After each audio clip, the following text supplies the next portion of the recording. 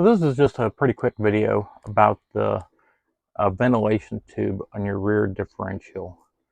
What you can do to make it a higher point, so when you're going through water crossings or mud areas, you're not going to have a chance of getting that water into your rear differential. So we'll show you that now.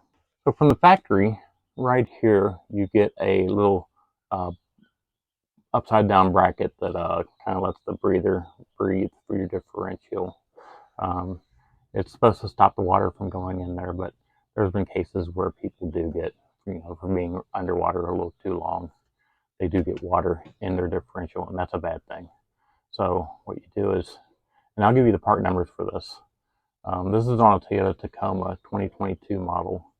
You buy this little screw-on bracket, goes right here, and every make and model out there has some sort of bracket you can replace those factory ones with, but this is the Tacoma's one. And then you get a hose, basically the fuel line is what it is, 3/8, and you screw it, bracket it down there so it's nice and tight, ain't coming off. Make sure you give it slack. Here it is right here. And you can see we're giving it up and down slack. I ran it up, so there's a nice curve, so there's no pressure. It vibrates on the road. I ran it back down, and this is actually the brake lines that I tied it to. I brought it looping around and then back up. That way it's running the same curvature and path as the brake lines running up here. Because of that, it's not going to kink or break, or the vibrations aren't going to eat this tube up. So make sure you give it a nice curve. And also, whenever you start articulating your rear end, this rear end starts dropping down, you want a lot of slack here.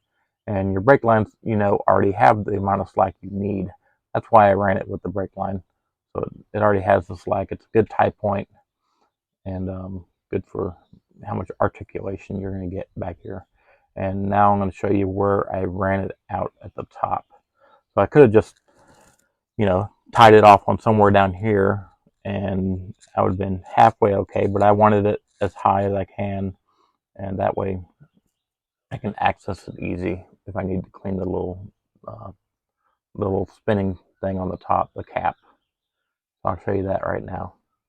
So what I ended up doing, I just drilled a hole in my plastic gas assembly here. I ran it through here, and then I capped it here, and I got a little clamp is right on the bottom of this thing. That way I got my breather here. I can turn it to make sure it's not got dirt in it. Every time I go fill my gas tank up, I can see it there. And because it's as high as my gas tank lid, that's as high as my upper door handle. So if I am going in water that's up to my door handle, my truck has died and I'm stuck in the water. My engine is frozen, because if I get this high, my engine is eating water. So good place for it.